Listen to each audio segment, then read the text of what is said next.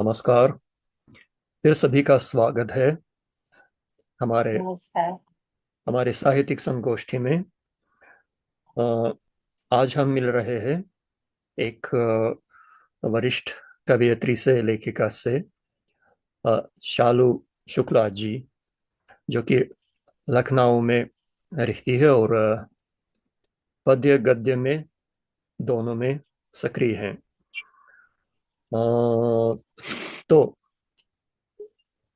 शालू जी, आपका अधिक परिचय देने से पहले मैं थोड़ा अपना अनुभव साझा करना चाहता हूँ, क्योंकि मुझे आपका काव्य संग्रह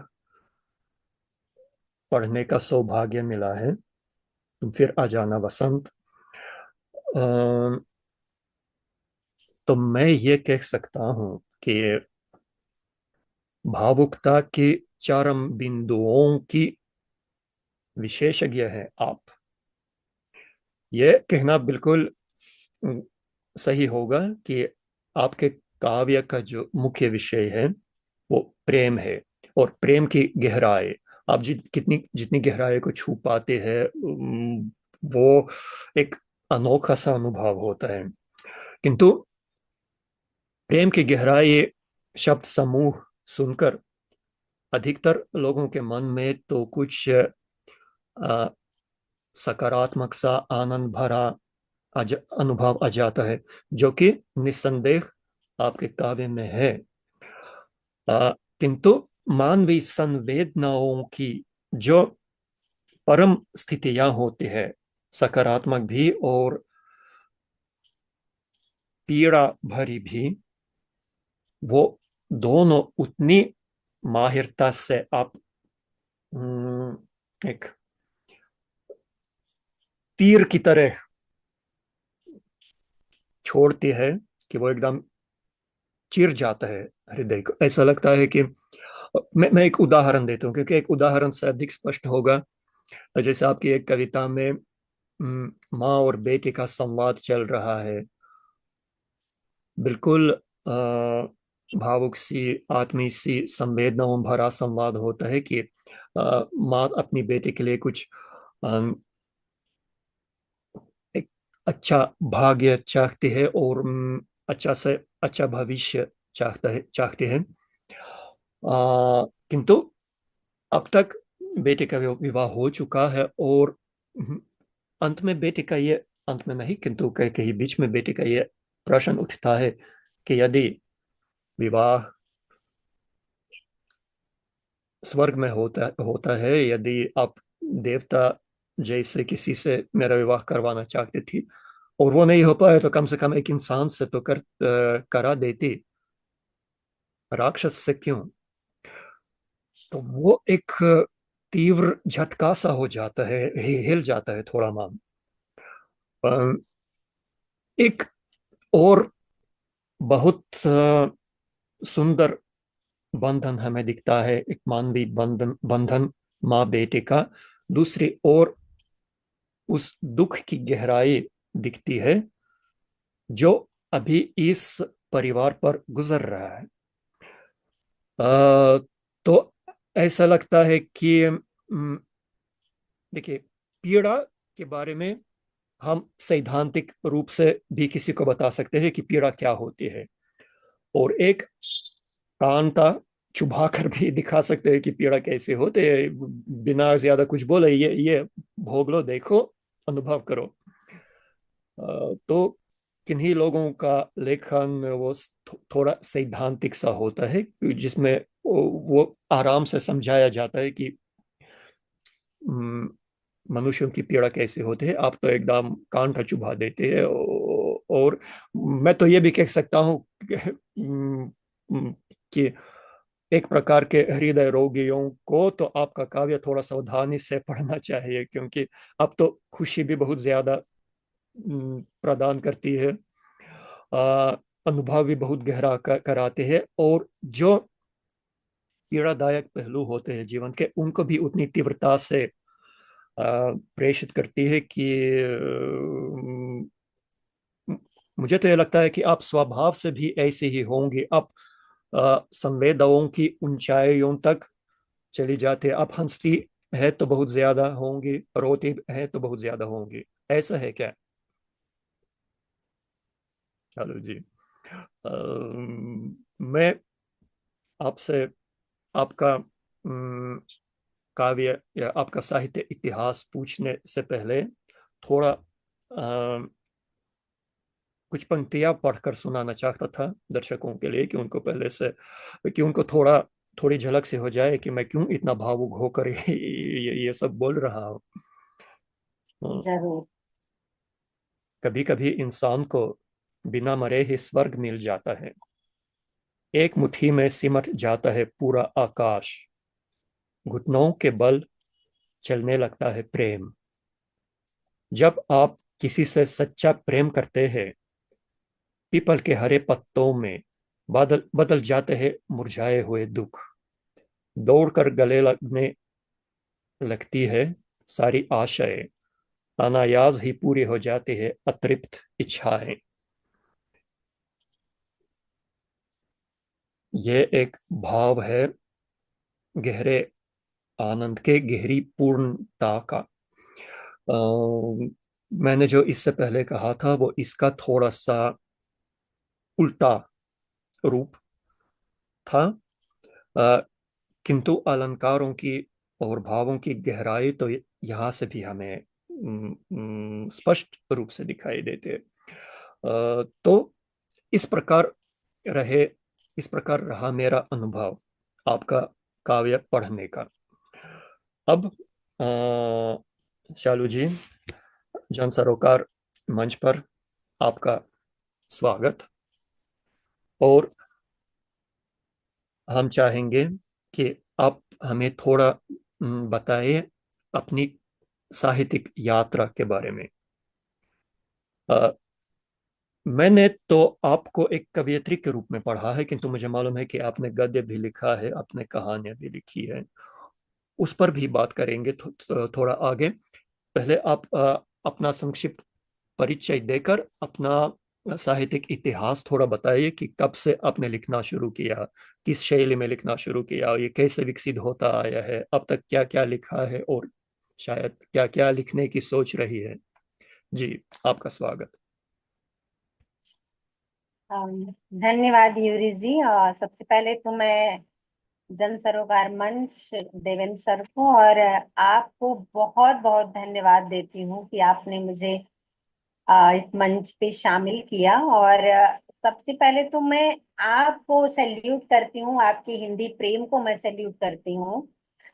तो अच्छा लगता है मुझे आपको पढ़ना भी, आप खुद इतना बढ़िया लिखते हैं। जहां तक सवाल है मेरे परिचय का, तो मेरा संक्षिप्त परिचय है सर। मैं मिर्जापुर के एक छोटे से गांव में पैदा हुई। मेरे पापा श्री सियाराम मिश्रा, माँ कुसुम मिश्रा थी। जो पापा मेरे पोस्ट ऑफिस विभाग में थे। मेरी पारिवारिक शुरू की जो शिक्षा दीक्षा थी वो गांव में ही हुई है, हम्म। 8th तक। क्योंकि मेरा एक संयुक्त परिवार था, हालांकि पापा मम्मी और मेरे 2 भाई वो बाहर रहते थे। बट चूंकि मेरा संयुक्त परिवार था तो चाचा ने मुझे गांव में रोक लिया था। बहुत प्यार करते थे चाचा चाची और दादा दादी मेरी। तो मेरी प्रारंभिक शिक्षा गांव में हुई और गांव से ही जुड़ती है मेरी साहित्यिक यात्रा। हम्म। मेरा गांव थोड़ा पिछड़े वर्ग में आता था और ठाकुरों का गांव था। जो ठाकुर होते हैं राजपूत, हम्म। हम्म। तो उनके यहाँ पर्दा प्रथा बहुत थी। तो जो बहुएं आती थी शादी करके, तो उस समय मतलब वो ज्यादा पढ़ी लिखी नहीं होती थी। और जो पढ़ी लिखी नहीं होती थी उनके पति बाहर रहते थे। तो फिर वो उनको ले चिट्ठियां लिखवानी होती थी। तो चूंकि गांव में, अब उन गांव के लोगों ने मुझ में ऐसा क्या देखा मुझे नहीं पता, बट वो मुझ पे बहुत ज्यादा विश्वास करते थे, भरोसा करते थे। तो पर्दा प्रथा इतना थी गांव में कि वो जो बहुएं आती थी तो वो पुरुषों को आप छोड़ दीजिए, गांव के लेडीजों तक उनसे बात करने की उनको इजाजत नहीं थी कि वो अपना घूंघट खोल के उनके सामने बात करें, या फिर लड़कियों के सामने। वो उन्हीं से बात कर पाती थी जिनसे उनका परिवार, उनकी सास ननद इजाजत देती थी, तो वो उन्हीं से बात कर पाती थी। तो अब अच्छा, मैं एक गांव की ऐसी लड़की थी जिस पे सबका ट्रस्ट था, वो बहुओं का भी था और सास लोगों का भी था। तो वो एक संदेश दे दिया जाता था कि उनको बुला लिया जाए। वो चिट्ठी आती थी उनकी, तब भी मैं पढ़ने जाती थी, और अगर उनको चिट्ठी लिखवाना होता था तब भी वो मुझे बुलाती थी। तो मैं गई चिट्ठी लिखने। अब चूंकि मेरे चाचा पोस्ट ऑफिस में थे, तो मेरे घर वो अंतरदेशी लिफाफा ये सारी चीजें हुआ करती थी।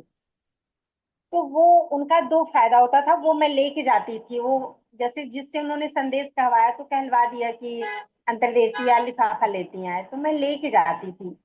तो वो अपनी भाषा में जो उनके मन के भाव होते थे वो बता देती थी कि ये लिखवाना है मुझे। फिर उसी को मैं अपने भाषा में पिरो के, फिर वो मैं उनका लेटर लिखा करती थी, फिर उनकी चिट्ठियों का जवाब दिया करती थी।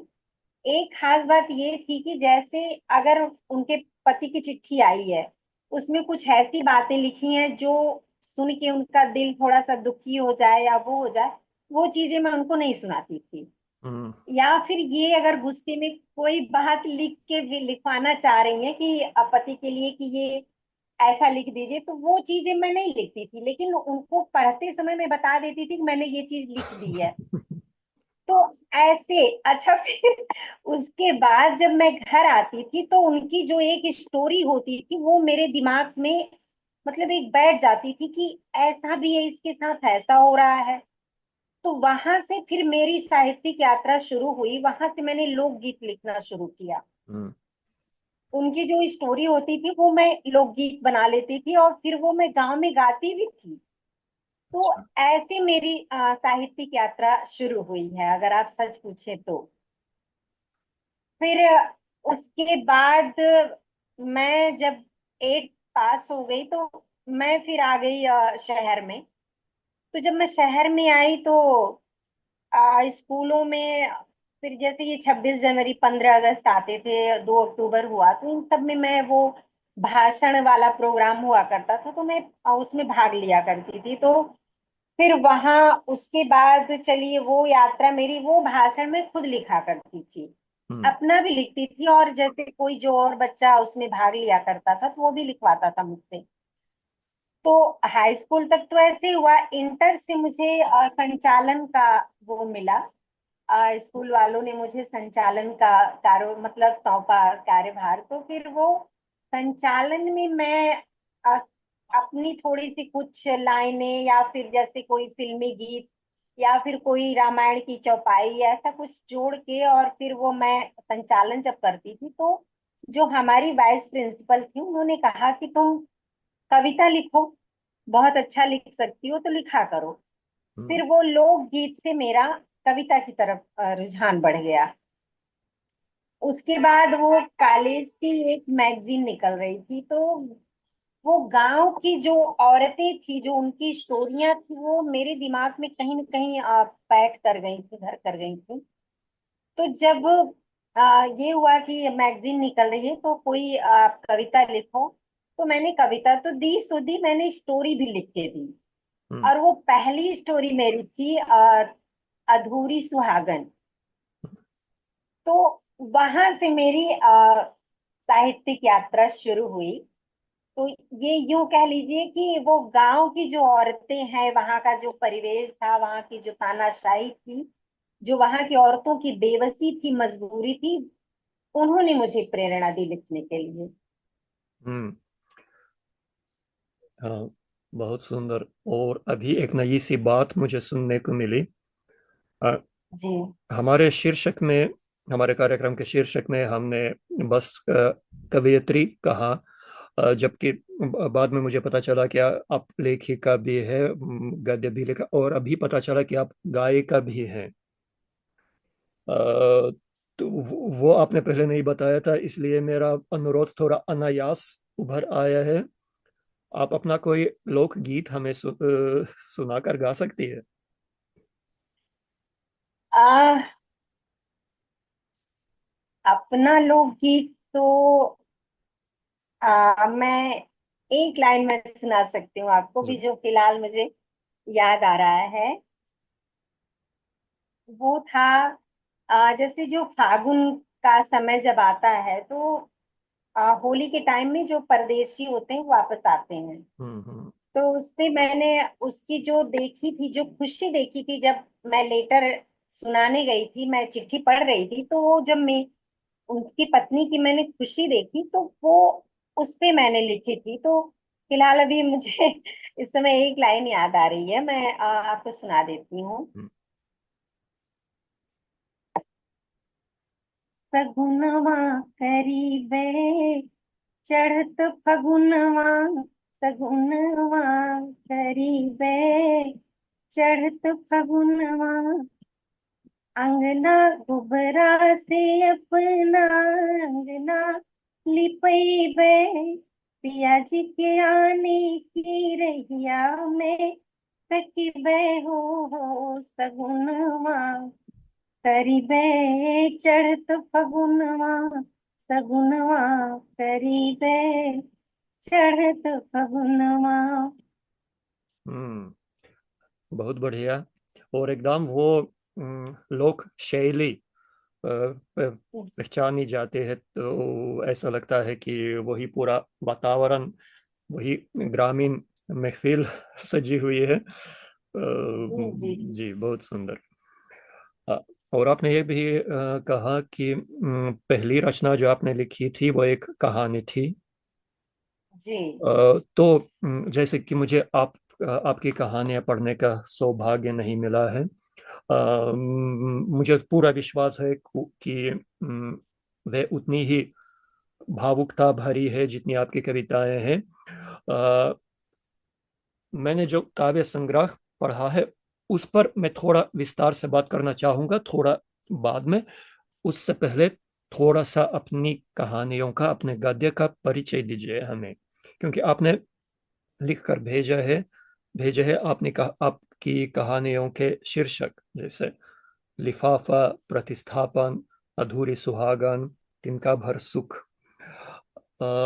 तो अभी जो आपने बताया है कि वो उसी ग्रामीण जीवन से जुड़ी हुई कथित कथा वस्तु थी। अ, थोड़ा सा जैसे किसी मूवी की कथा वस्तु आप सुना रही होंगी, ऐसे ही तो थोड़ा सा सुनाइए कोई एक आध कहानियों के बारे में। जी प्रतिस्थापन जो कहानी थी वो एक ऐसी स्त्री की कहानी थी जो जिसका पति जो था उसके होने का, उसको कोई उसके अस्तित्व को नकारता रहता है और अपनी स्मृतियों में खोया रहता है। जब तक पत्नी उसके पास होती है तो वो पत्नी को नकारता रहता है, उसका वर्तमान उसको नहीं दिखता, वो अतीत हम्म। में खोया रहता है। उसकी अपनी कोई कहानी है तो वो अपनी अतीत को लेके उसको उसका एक तरह से आप कह सकते हैं कि वो तिरस्कार करता रहता है।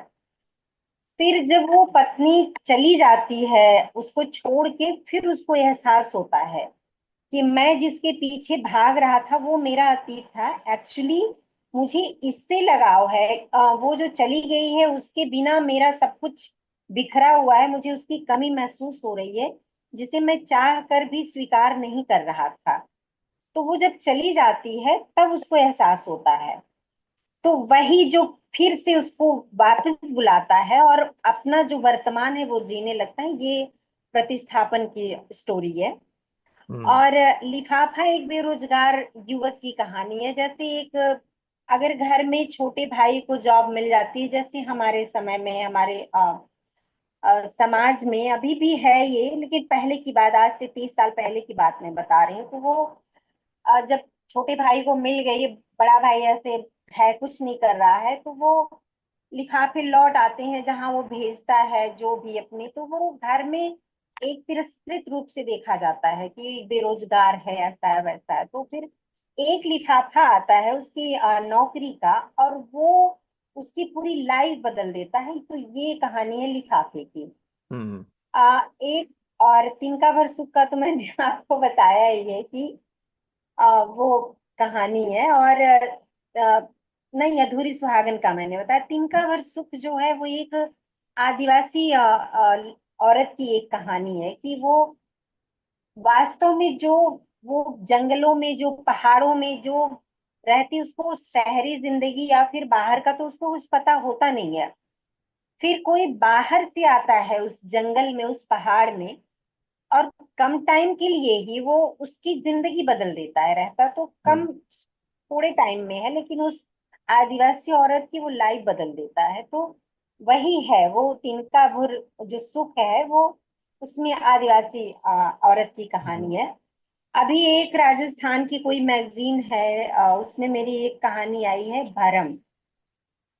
तो इसमें दो सहेलियों की कहानी होती है। जो एक फॉरेनर होती है, वो फॉरेन में रहती है। उसको बहुत मतलब उसको ये भरम होता है कि उसका हस्बैंड, उसका पति उसको बहुत मानता है, बहुत लॉयल है, बहुत विश्वासी है, और ये सब। वो भरम उसका टूटता है जब वो भारत आती है, और अपनी सहेली से जब वो बात करती है, सहेली का, उसको लगता है कि मेरी सहेली की जिंदगी जो है बहुत बेकार है। लेकिन जब अंत खुलता है तो उसको लगता है कि अरे, मैं तो अभी तक भ्रम में जी रही थी, वास्तव में जिंदगी हमारी बेकार है, और मैं अभी जिसको सच समझ रही थी वो मेरा भ्रम था। तो हम्म, ये भ्रम की कहानी है। हम्म, तो ये अभी 5 कहानियों का मैंने आपको बताया जी। संक्षेप में। जी।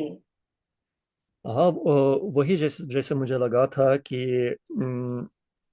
ये भाव, ये संवेदनाएं एकदम उसी प्रकार की है जो आपकी कविताओं में भी, लेकिन कविताओं में वो अधिक तीव्र है, और जैसे मैंने कहा एकदम तीर की तरह चीर जाते हैं। जो आपने एक कहानी लिखकर पात्रों के द्वारा कहा होगा, वही कई पंक्तियों में भी कहा है, अधिक प्रभावशाली प्रकार से, जैसे मुझे लगता है।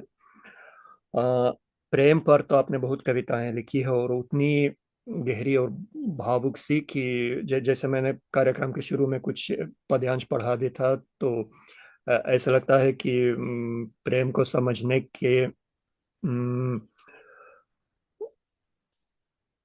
की पूर्णता को प्राप्त कर चुकी है आप। किंतु जब प्रेम का विषय लोगों के मन में आता है, तो सर्वप्रथम हम सोचते हैं उस प्रेम के बारे में जो एक जुगल वाला होता है, जो विवाह से जुड़ा होता है, जो प्रेमी प्रेमिका से जुड़ा होता है। जबकि उन सभी भावों का मूल, उन सभी भावों की जड़ें तो हमेशा होते हैं एक व्यक्ति के परवरिश से, और एक व्यक्ति के उसके माता पिता से संबंध में। तो इस नींव को, इस आधार को आपने बहुत सुंदर तरीके से चित्रित किया था। जैसे एक माँ का पात्र हो, माँ की छवि आती है आपकी कई रचनाओं में, और वो उस संदर्भ में आती है, जैसे मैंने बताया भी था, कि जब अ, बेटी के भाग्य का निर्णय लिया जा रहा होता है, या फिर जब अ, बेटी की दुखद अवस्था को देखकर माँ स्वयं को असहाय अनुभव करती है। आपने ये लिखा है कि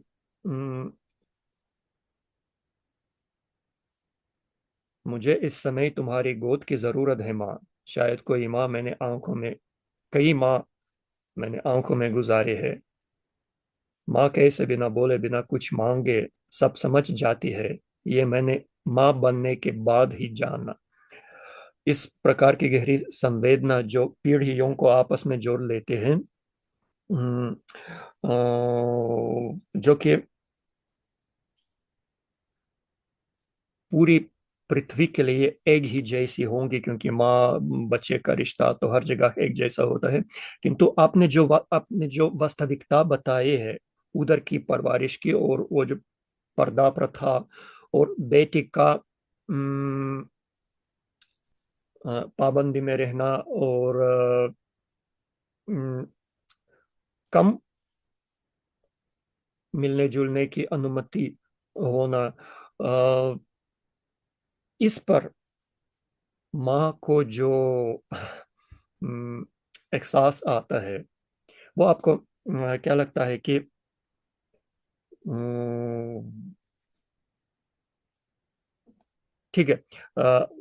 वो जो माँ की संवेदनाएं होते हैं जब वो एक अपनी बेटी की दुखद स्थिति निहारते हैं, या उसका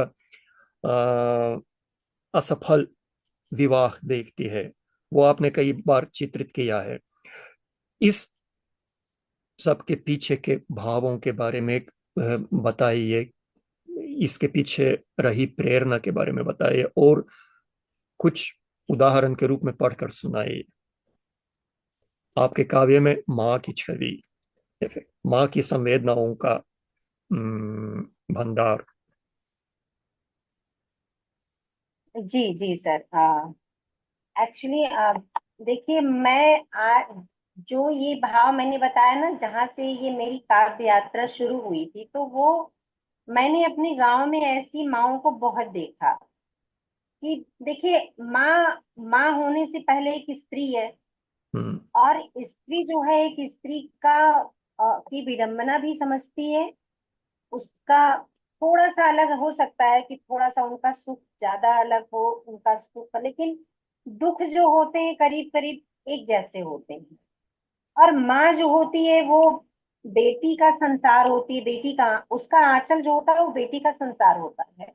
उसको लगता है एक माँ ही ऐसी होती है जो दुनिया चाहे जिसको जहां जितना ठुकरा दे, लेकिन माँ ही एक ऐसी है जिसका आंचल कभी ये नहीं कहता कि मैं तुम्हें नहीं अपनाऊंगी, या मैं तुम्हें अपने पास नहीं, या फिर तुम्हारे में कोई दोष है। वो बच्चा बेटी कितना भी उसके अंदर दोष हो या अवगुण हो, लेकिन माँ उसको स्वीकारती ही स्वीकारती है। तो ये जो, अच्छा बेटी जो है वो, उसको लगता है कि माँ ही वो सुरक्षित जगह है जहां मैं अपना बता करके रास्ता निकाल सकती हूँ, या फिर नहीं कुछ है तो मैं हल्का कर सकती हूँ। माँ इसको कहीं और नहीं ले जाने देगी, माँ इसको कहीं और नहीं बांटेगी। तो वो बेटी जो होती है वो उसको करुणा निधान मानती है, उसका एक आश्रय, अपना आश्रय मानती है। तो वो आती है, अपना जो भी उसका रहता है वो उससे कहती है। हालांकि बेटियां तब भी बचाती हैं कि माँ दुखी ना हो, उस बात से, हमारे दुख से दुखी ना हो, लेकिन ऐसा होता नहीं है। तो ये जो माँ बेटी का एक रिश्ता होता है ना, वो एक परछाई वाला होता है। माँ की परछाई कही जाती है जहां तक होती बेटियां। तो वो माँ से जो चीज वो किसी और से, पिता से या कहीं और नहीं कह सकती, वो माँ से अपना आके कह सकती हैं, वो कह देती हैं। और और क्योंकि जो वो बता रही हैं, तो वो माँ पे, बहुत सी माँओं पे वो चीजें थोड़ी बहुत आंशिक हो या ज्यादा हो, गुजर भी चुका रहता है। तो वो उसको धैर्य देती हैं, रास्ता बताती हैं कि नहीं, इसका ये चीज ऐसा हो सकता है, या फिर ऐसा हो सकता है। फिर कहीं नहीं तो मैं तो हूँ। तो जहां आश्रय मिलता है बेटियां वहीं जाती हैं। तो इसलिए वो चीजें हैं, वो भाव है। और वो जो आपने बताया, बेटी सवाल भी करती है। कुछ माएँ होती हैं जो आज से 30 साल की पहले की, आज तो खैर समय बहुत बदल गया है, लेकिन आज से 30 साल पहले आप जाएं तो माँ माएँ जो होती थी, उनकी ये कोशिश होती थी कि बेटियां अपने घर में रचे बसे वहां खुश रहें, मायके लौट के ना आए। तो उसका एक सामाजिक दबाव होता था, पारिवारिक दबाव होता था। तो वो समझाती थी कि हाँ, पति परमेश्वर है तो तुम उनको ही मानो अपना। मतलब थोड़ी बहुत कमियां सब में होती हैं, उनको सुधारो, धीरे धीरे सुधर जाएगा, तमाम बातें बोलती थी। तो वही बेटी सवाल करती कि माँ, मैं परमेश्वर तो मान लूं, लेकिन पहले वो पति तो हो। हम्म।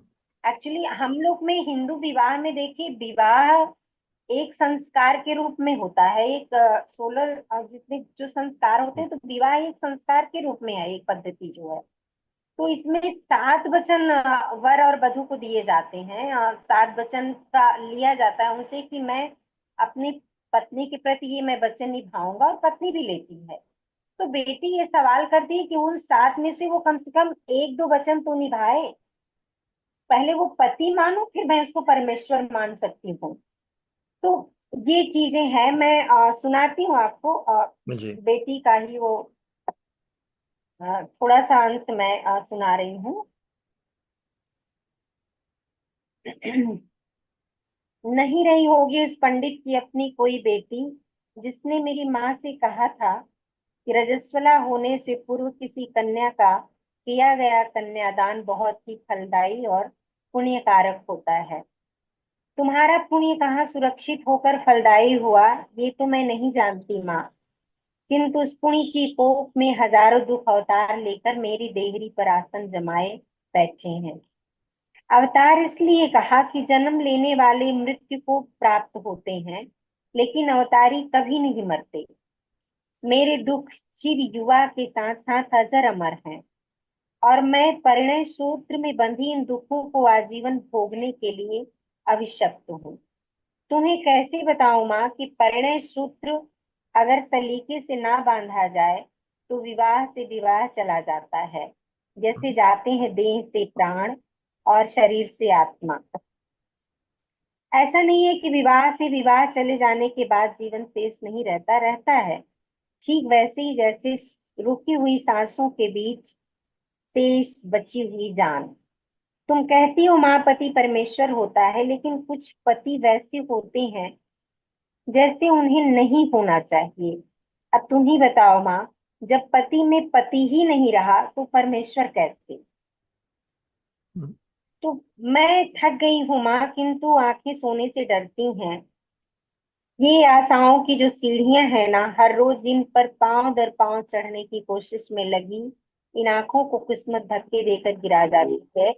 मेरा पोर पोर टूट रहा है माँ। मैं पिघल कर, मैं लांग इस देहरी को लांग जाना चाहती हूँ, आना चाहती हूँ तुम्हारे आंचल की छांव में, किंतु मैं जानती हूँ इस देहरी से खारिज की हुई लड़की के लिए किसी भी देहरी पर कोई जगह नहीं होती, न माँ के आंचल में, न बाबा के दिल में। हम्म, तो वही अभी मैंने आपसे ये सारी बातें बताई दी हैं कि वो जी।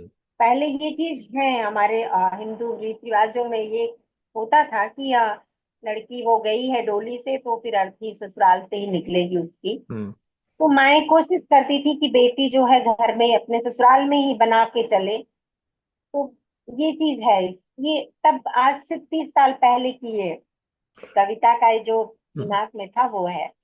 जी बिल्कुल। पर जब उधर ससुराल में वो सुखी नहीं रह पाते हैं तो माँ के लिए कितना बड़ा दुख होता है। और बहुत बड़ा दुख। हम तो अक्सर ये सोचते हैं कि माँ ही सबसे ज्यादा सोचती है बच्चों के बारे में। आपने तो लिखा भी है कि बेटियों के दुख से बनते हैं बादल, बादलों के दुख से होते हैं बारिश। और संतान और माता पिता को लेकर एक पद्यांश था। पर एक जगह मुझे थोड़ा सा अलग सा भी मिला, जहाँ एक पिता का जिक्र आपने किया था। और वो भी इस प्रकार की दुखद परिस्थितियों में, जब बेटी की ससुराल में नहीं जम रही होती है और वो अपने पिता से आश्रय लेने आती है, तो फिर वो पिता भी असहाय दिखाई देता है हमें। वो बोलता है अपने दामाद से कि अब तो ये आपकी अमानत है। और ये सुनकर लड़की एकदम दुखी हो जाते हैं। उसको शायद एक एहसास होता है कि अब जिसको अंतिम आश्रय माना था अब वो भी नहीं रहा है। ये भी कितना, ये जो मैंने शुरू में कहा था कितना भावुक सा है, कितना चिरने वाला भाव है।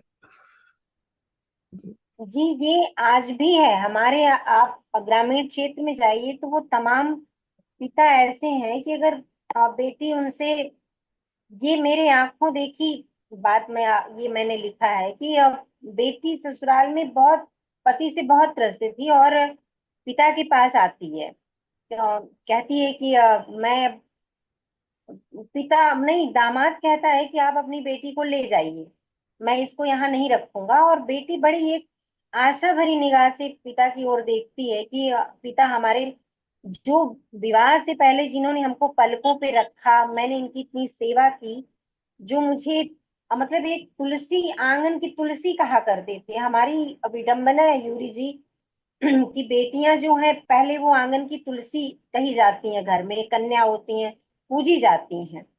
फिर वो विवाह के बाद ऐसा क्या हो जाता है कि वो बरगद मान ली जाती है, पीपल मान ली जाती है, भूतों वाला पीपल।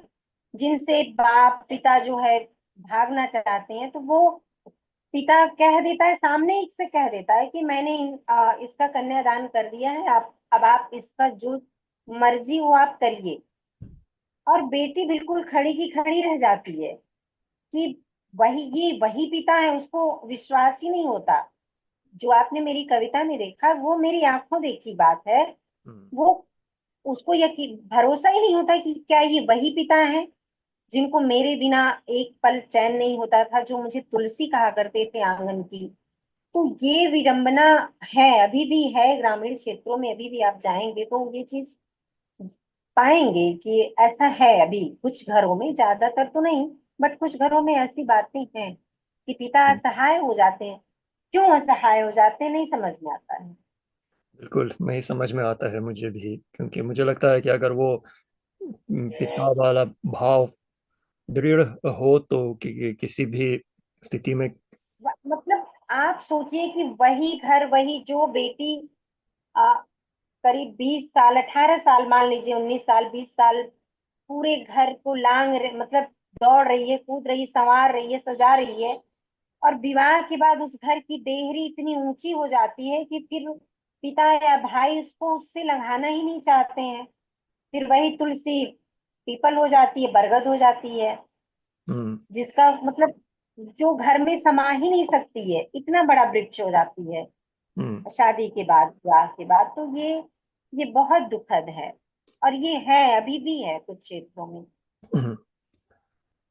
इससे एक मेरा प्रश्न उठता है जो शायद काव्य से उतना नहीं जुड़ा है पर समाज से बहुत जुड़ा है, और ये प्रश्न मुझे बहुत समय से सताता आ रहा है, क्योंकि मुझे समझ में नहीं आता है। जैसे एक ही माँ के पाले हुए हैं बहन और भाई, वो इतने भिन्न भिन्न कैसे हो पाते हैं कि ये पितृ सत्ता स्थापित रह जाते हैं, कि वो उस भाई को भी लगने लगता है कि यही व्यवस्था सही है, और वो अपने घर में बहू को लाकर कोई गारंटी नहीं है कि वो उसको अच्छा रखेगा। जबकि उसकी अपनी माँ ने तो शायद पूरा हृदय लगाया था उसको अच्छा मनुष्य बनाने में। इस कहाँ पर चूक हो जाती है आपके विचार से? यह व्यवस्था क्यों जारी रही है आज तक? ये सर मेरे हिसाब से वही है, अब पितृसत्तात्मक जो व्यवस्था है जो अभी तक चली आ रही है, तो ये इसका एक बहुत बड़ा कारण है। अभी आप कुछ क्षेत्रों में जाइए तो आप कुछ तो हमारे वेद शास्त्र आप ले लीजिए, जैसे कि वहां पे अभी आप गांव में या शहर में भी कुछ परिवारों में आप जाइए तो उनको होता है कि अगर माँ बाप का देहांत होता है, तो अगर बेटे उनको उनका क्रियाकर्म करेंगे, उन्हें पानी देंगे, वो तभी स्वर्ग को जाएंगे, या फिर वो तभी करेंगे, उनकी तृप्ति, उनका तभी उनकी आत्मा को तृप्ति मिलेगी। वहां बेटियों को बिल्कुल निगलेक्ट कर दिया गया। तो हम्म। अब जो ये पितृसत्तात्मक फैमिली है, जो परिवार है, तो वो उस चीज को ढो रहा है कि बेटियों से तो हमारा हमको स्वर्ग नहीं मिलेगा, या फिर हमारी आत्मा को तृप्ति नहीं मिलेगी। तो फिर वो बेटे ही जो हैं वो सो हैं हमारे। तो हम्म। ऐसा नहीं है कि बेटियां पैदा हुई तो उनको उनमें माँ को पीड़ा नहीं हुई होगी, पीड़ा बराबर 9 महीना बेटियां भी रखी जाती हैं, बेटे भी रखे जाते हैं। परवरिश भी हाँ, ये चीजें हैं, कुछ परिवार हैं जहाँ बेटों की परवरिश थोड़ा सा बहुत अच्छे से होती है। बेटियां जैसे वही कि वो जो खरपतवार होते हैं ना, जो हम्म। घास उगाती हैं कृषि में, आप खेतों में देखेंगे तो वो कुछ परिवार हैं जो बेटियों को वैसा मान लिया जाता है। तो एक ये बहुत बड़ा कारण है कि हमको जो तरण, जो हमें हमारी आत्मा को जो तृप्ति मिलेगी, जो हमारी हमको जो वैकुंठ मिलेगा, वो बेटों से मिलेगा, बहुओं के हम्म। पानी देने से मिलेगा।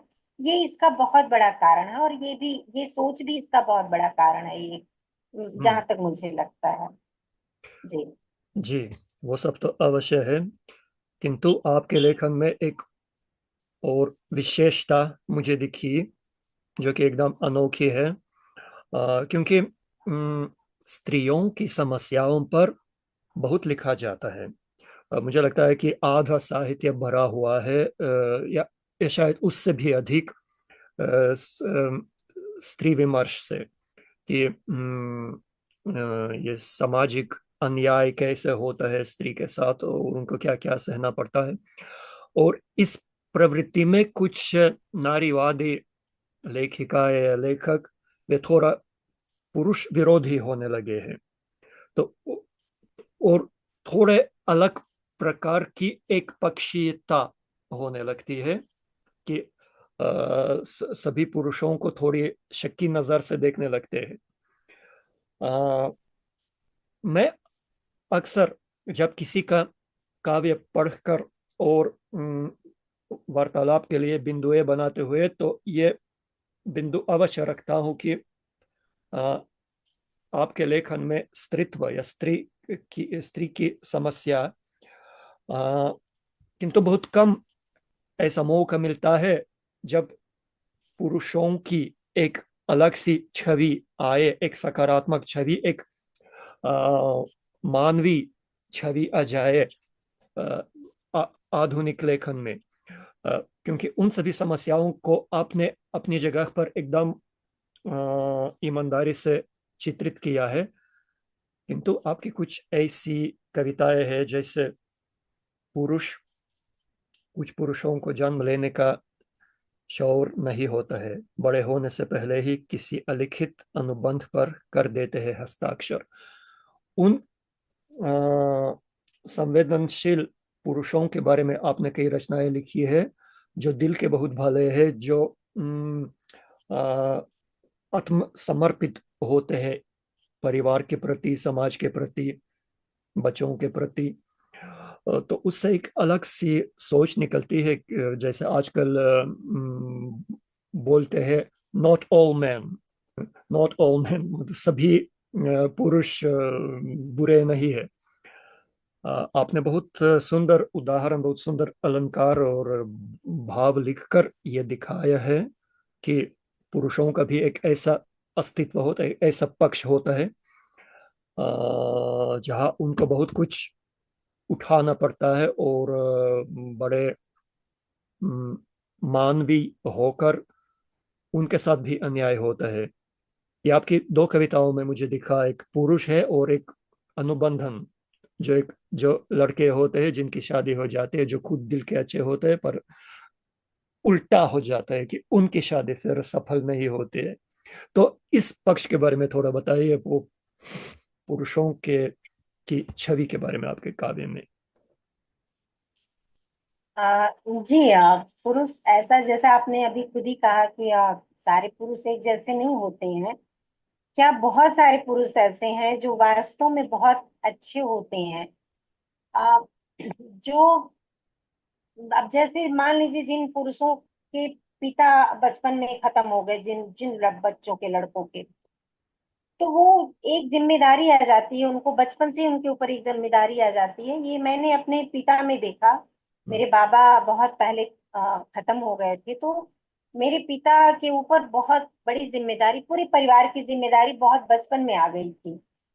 तो ये चीज मैंने उनमें देखा कि वो ऐसा, जो ये पुरुष जो होते हैं वो अपने अपनी सारी इच्छा, अपनी सारी, अपनी ही नहीं अपने परिवार की भी, वो अपना जो उनकी अपनी जो उनकी जो अपनी लाइफ होती है उसको ये किनारे कर देते हैं। उनको बस बस इसके लिए, इसको ये पूरा करना है तो ये जिम्मेदारी हमारी बनती है।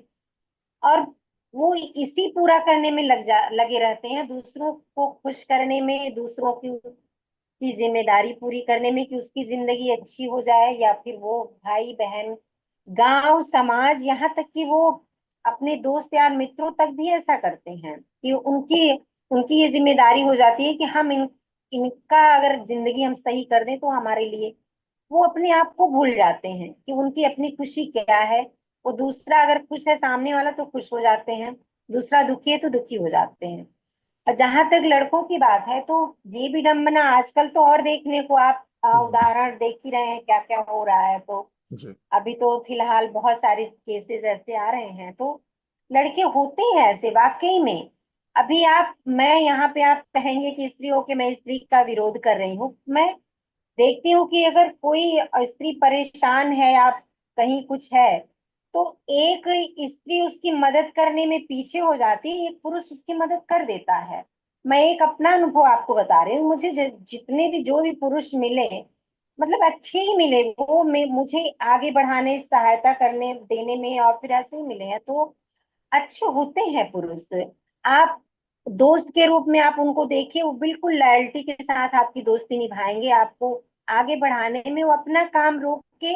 ऐसा नहीं, उनका निस्वार्थ चीज होता है, निस्वार्थ तो ये भावना होती है कि ठीक है मैं इसको आगे ले आऊंगा, या मैं इसको ये चीज है तो मैं अपना न करके, वो अपना न करके, आप स्त्रियों का या फिर दोस्तों का वो करते हैं, वो काम करवा के फिर वो अपना करते हैं। तो तमाम पुरुष ऐसे हैं।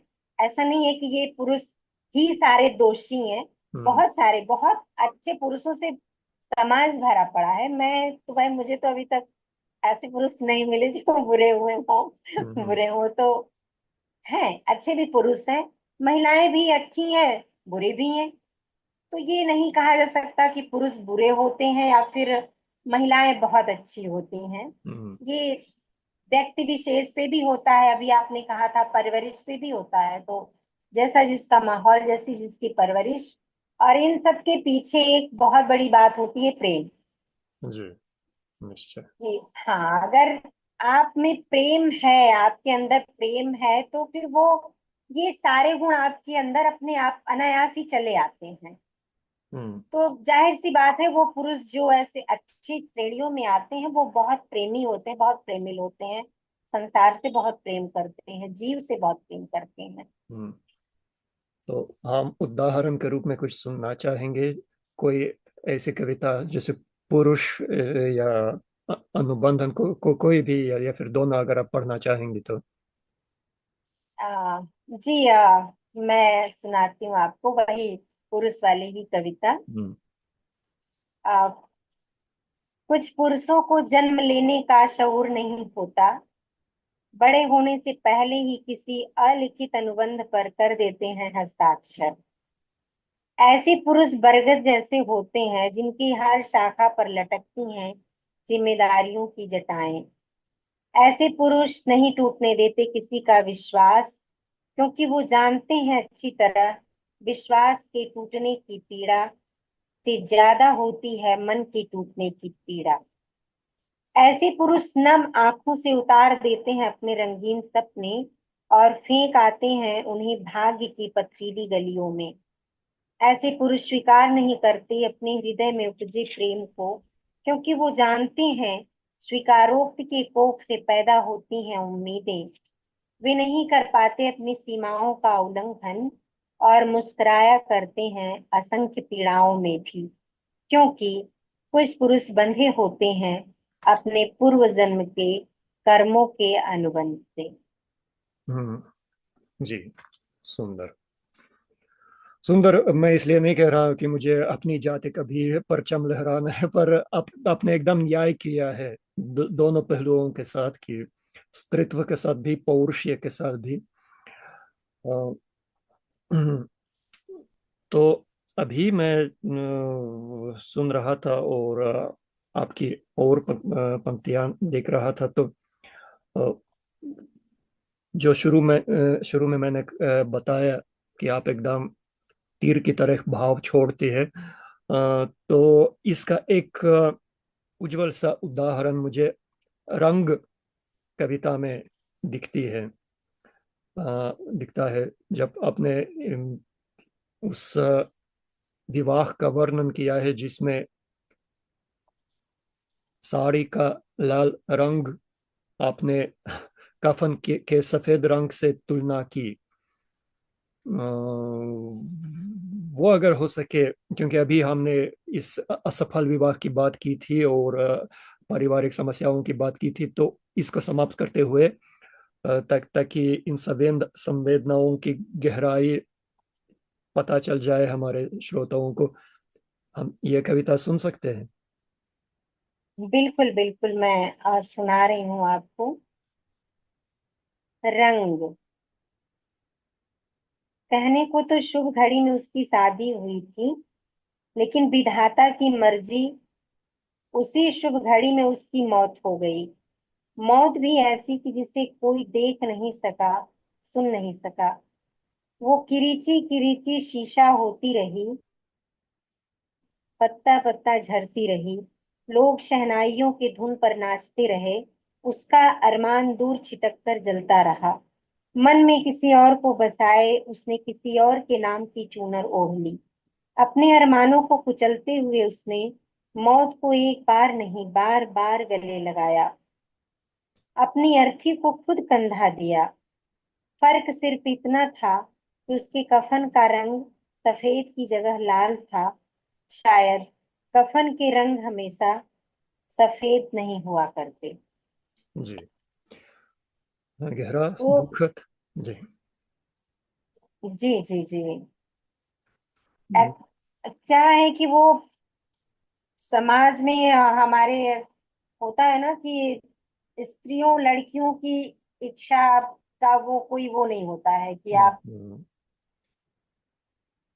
लड़का आएगा उसका परिवार आएगा देखेगा लड़की को चला के फिरा के कैसी है क्या, कोई इंच मात्र की कमी उसमें नहीं होनी चाहिए।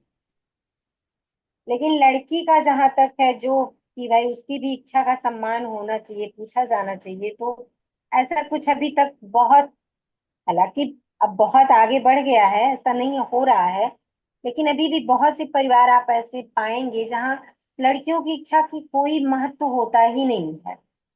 तो अगर एक ऐसी लड़की जो अनिच्छा से जिसका विवाह हो रहा है अगर वो जा रही है तो वो चुनर उसको लाल भले है लेकिन वो तो उसको कफन ही लगेगी हम्म। ना। मतलब हम्म। वो जहां नहीं जाना चाह रही है जिसके बारे में उसको पता है कि यहाँ मैं सुखी नहीं रहूंगी, तो मरना कोई ऐसा नहीं है कि आपकी सांस बंद हो गई तो ही आप मरे हैं। उससे कहीं बदतर मरना वो होता है जो आप जीते जी मरते हैं, रोज मरते हैं।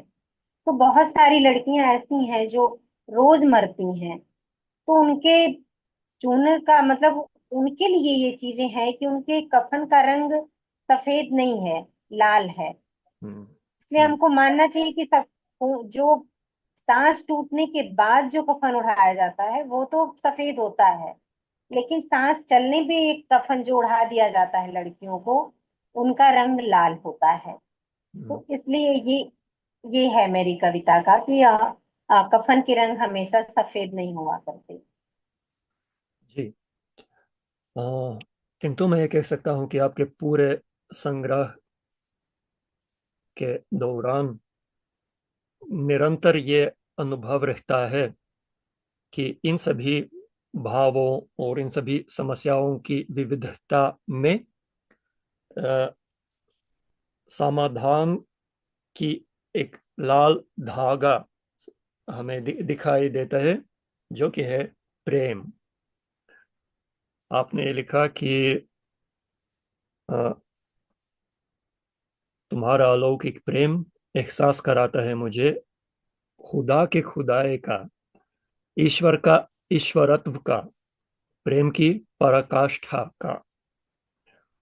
प्रेम को आपने सर्वोच्च घोषित कर दिया है। और ये भाव पढ़कर हमें ये लगता है कि वो सभी समस्याएं जो पहले चित्रित हुई है वो इस प्रेम के अभाव का ही परिणाम है। तो कृपया अपने प्रेम काव्य पर थोड़ी टिप्पणी करके हमें कई रचनाएं पढ़कर आनंदित कर दीजिए। जी। प्रेम, देखिए प्रेम की तो परिभाषा, प्रेम को हम परिभाषित कर ही नहीं सकते हैं, ये बहुत बड़ी चीज है। आप प्रेम को आप कह सकते हैं कि जो आपको आपसे बहुत ज्यादा सुंदर बना दे, सहज बना दे, हम्म। जो आपको निस्वार्थ बना दे, आ, उदार बना दे, कारुणिक बना दे, वही प्रेम है अब मेरे हिसाब से। जी। अगर आप अधिक सुंदर दिल से हृदय से अगर आप अधिक सुंदर नहीं है, सहज नहीं है, उदार नहीं है, कारुणिक नहीं है, तो फिर मुझे नहीं लगता कि आप में प्रेम है। और जहां तक, अगर आप प्रेम में हैं तो सही बात है, आपने अभी वही चीज कही कि अगर आप, आपके भीतर प्रेम है तो संसार की जितनी सुंदर चीजें हैं वो अपने आप में आ जाती हैं। हम्म। तो कहने वाले तो प्रेम को बहुत कुछ कह सकते हैं, लेकिन मेरे हिसाब से यह एक ऐसा गहरा निस्वार्थ एहसास है जो बिना शर्त किसी के प्रति आपको महसूस करा दे, तो वो हम्म। प्रेम है। मैं प्रेम की बहुत सारी कविताएं लिखी हूँ, लेकिन मैं एक अभी की एक कविता मैं आपको सुना देती हूँ। क्षितिज की हद तक पसरा आकाश, रोशनी से नहाया गीला सा चांद, प्रीत की चौखट पर जलते हुए तुम, विरह की दहलीज पर बुझती सी मैं। हम दोनों ही जानते थे चौखट की सीमाएं, सीमाओं की आँच ने हमारी आधी उम्र निगल ली। उम्र की उसी दोपहरी में तुमने अचानक पूछा था मुझसे कि मैं तुम्हारे लिए क्या हूँ। तुम्हारे सवाल पर झुक आया था आकाश, हो गया था चांद। स्तब्ध सी मैं सोचती रही कि क्या कभी धुएं ने पूछा होगा आग से, खुशबू ने कभी पूछा होगा फूल से कि मैं तुम्हारे लिए क्या हूँ। ना समझी में मैंने तुम्हारा सवाल हवा में उछाल दिया था। अलसाए आकाश ने सवाल को अपनी छाती में सहेज लिया। काल दर काल पलट गए। अब जब तुम साथ नहीं हो तो चांद तुम्हारा प्रतिनिधि बनकर उसी सवाल के साथ मेरी चौखट पर बैठा है। अब तुम ही बताओ, मैं उसे कैसे समझाऊं कि तुम मेरे जीवन का वह अभाव हो जो मुझे ले जाता है मनुष्यता के थोड़ा और करीब। तुम प्रीति का वह चरम सौंदर्य हो जो जीवन ही नहीं अपितु मृत्यु को बना देता है सहज। हम्म। एक कविता मैं और सुनाती हूँ आपको। एक अनछुई अभिलाषा। हम्म। शालू जी, वैसे ये शायद मेरी प्रिय कविता है आपके संग्रह की, क्योंकि अभी आप पढ़कर सुनाने वाले हैं। पर मैंने ये सोचा था कि अगर कुछ और पढ़कर सुनाएंगी तो मेरा अनुरोध रहेगा कि कृपया ये भी पढ़कर सुनाइए, अनछुई अभिलाषा। अच्छा। तो एकदम वो भी क्या आ, गया। नहीं, मैं दूसरी सुना दूं? नहीं नहीं नहीं, सुनाइए। दूसरी भी सुना सकती है जब। ओके, मैं दूसरी सुना देती हूँ पहले। जी। इसका शीर्षक है तुम, मतलब पुकार, तुम आओगे ना। हम्म। अगर तुमको भरोसा है मुझ पर और अपने आप पर तो जरूर आऊंगा। कहने को तो ये चंद अल्फाज हैं, लेकिन इन्हीं अल्फाजों के सहारे गुजारी जा सकती हैं कई सदियां, नापी जा सकती हैं हजारों वर्ष लंबी सड़कें, खर्च किए जा सकते हैं संवेदनाओं के अनमोल आंसू। इन्हीं के सहारे उगाई जा सकती है रेगिस्तान में हरी धूप, बसाए जा सकते हैं उम्मीद के कस्बे, लिखे जा सकते हैं खुरदरे उपन्यास। इसलिए जब कोई बुलाए तो उसकी इल्तिजा को संजोग लेना चाहिए। हम्म। ये पुकार, मतलब तुम आओगे ना जब। हम्म। और ये अभी तो, अंत में आपकी अनछुई अभिलाषा को हम सुनना चाहेंगे। जी जरूर। मैं अनछुई अभिलाषा, मैं चाहती हूँ जब तुम मुझसे मिलो, तुम्हारे मुखमंडल पर वही निश्चिंतता हो जो थी बुद्ध के मुख पर निर्वाण की समय, किंतु तुम्हारे हृदय में वो व्याकुलता हो जो महाराज दशरथ के दिल में थी राम वन गमन के समय। मैं चाहती हूँ तुम झुठला दो इस बात को कि पुत्र मोह संसार का सबसे बड़ा मोह है। तुम इस बात का प्रमाण बनो कि संसार में पिता पुत्र पति पत्नी प्रेमी प्रेमिका बंधु बांधवों से भी बढ़कर एक रिश्ता है जिसका कोई नाम नहीं होता, जिसकी उम्र प्रेम की उम्र के बराबर होती है। मैं चाहती हूँ तुम मुझसे मिलो घास की तरह, जो मिट्टी में यूं मिल जाती है जैसे मछली पानी में, नीला रंग आकाश में और दुख एकांत में। मैं चाहती हूँ तुम मिलो एक अनछुए जंगल की तरह, जहाँ जो उग रहा है उगने दो, जहाँ जो नष्ट हो रहा है होने दो। पनपने दो एक ऐसी वास्तविकता जो मिलती है बस्तियों के बचपन में। मैं चाहती हूँ तुम मिलो तो तुम्हें उम्र जाति धर्म जन्म अजन्म किसी बात का कोई भय ना हो, और मैं तुम्हें छूकर मृत्यु के भय से बाहर आ जाऊं, जन्म देने लगूं अपने आप को। मैं तालियां बजाए बिना नहीं रह सकता हूँ। यह सुनकर बहुत ही सुंदर सी और छू जाने वाली रचना है। शुक्रिया। और इसमें मुझे लगता है आपने जोड़ा है जीवन के मूल तत्वों को, जैसे प्रकृति भी है, अ, मानवीयता भी है और आध्यात्म भी है। आपने प्रेम को विशाल सा ब्रह्मांड सा बना दिया है। शालू जी, मुझे लगता है कि आप जैसी कवियत्रियों की बहुत आवश्यकता है आधुनिक, न केवल आधुनिक मानवीय समाज को। तभी कुछ बदल सकता है यदि आप इसी प्रकार तीर छोड़ती रहेंगी और गहरे तक इन संवेदनाओं से हमें चीरती रहेंगी, और बार बार हमें ये दिखाते रहेंगे कि सभी समस्याओं का समाधान है प्रेम में विलीन हो जाना। क्योंकि जैसा आपने कहा, मोहब्बत अगर गुनाह है तो इस गुनाह में खुदा भी शामिल है।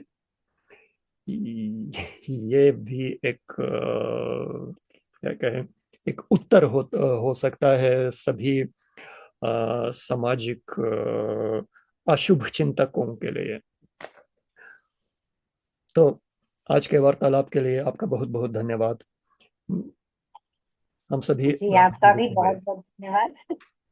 जी शालू जी, सफल रहिए, प्रसन्न रहिए, रचती रहिए। फिर मुलाकात होगी। जी आभार। सर, धन्यवाद। नमस्कार।